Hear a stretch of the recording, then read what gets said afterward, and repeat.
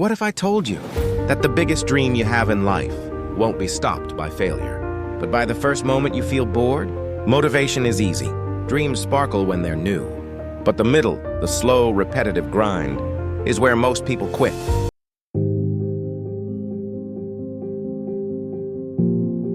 This is the story of a boy named Kai, who learned the difference between dreaming of greatness and earning it.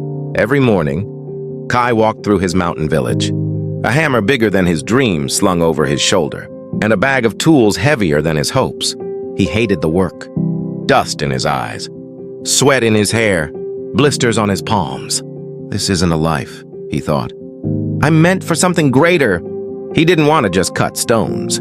He wanted to create monuments, something so magnificent that his name would echo through time. One day, Kai stood in the village square and shouted, "I will build the tallest statue the world has ever seen, a monument that touches the clouds."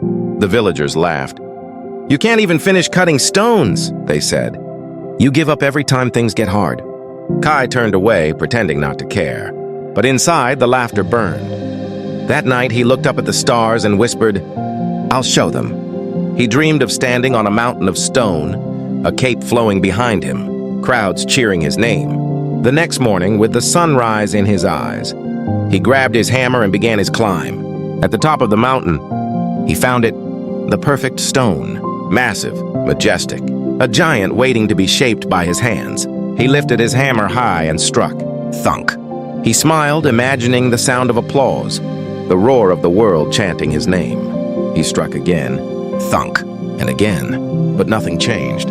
No crack, no mark, just pain. His arms ached. His excitement faded.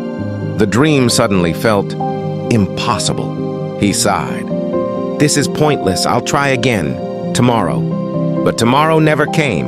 Days passed. Then weeks. The stone stayed exactly the same. And Kai stopped climbing. He spent his days watching others from a distance. People who worked, practiced, and improved. And every night he told himself the same lie. "I'll start again soon." One afternoon, his old master appeared at his door, an aged man with calm eyes and hands that told stories of their own. He held out a tiny pebble and said, "Carry this with you." Kai frowned. "It's useless." The master smiled softly. "Then prove me wrong, break it." Kai squeezed it. Nothing. He struck it. Nothing. He kicked it, only hurting his toe. Frustrated, Kai shouted, "What's the point of this?" The old man chuckled. "The strongest stone doesn't break in one strike. It breaks because of every strike that came before." Kai didn't understand. Not yet, but something in the master's words stuck in his heart. The next morning, Kai climbed the mountain again, and he struck. Thunk. He didn't see a crack. He didn't feel powerful, but he returned the next day, and the next, and the next. Some days he struck 100 times. Some days only once, but never zero. Villagers mocked him from below. "You're wasting your life. It's hopeless. It's too big." But Kai stopped listening for applause and started listening to rhythm. Thunk, thunk, thunk. The sound of effort, the heartbeat of progress. Weeks became months. Motivation faded completely, but something stronger took its place. Discipline. Kai's hands were torn. His shoulders ached. The stone was still unbroken. But for the first time, he didn't care about results. He cared about showing up. Then one quiet morning, after hundreds of days and thousands of strikes, Kai stood before the same stone. No crowd, no music, just silence. He lifted his hammer one more time. Thunk. A sound different from before.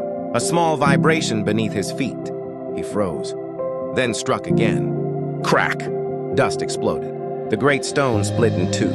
Kai dropped his hammer, staring in disbelief. He laughed, cried, and shouted to the heavens.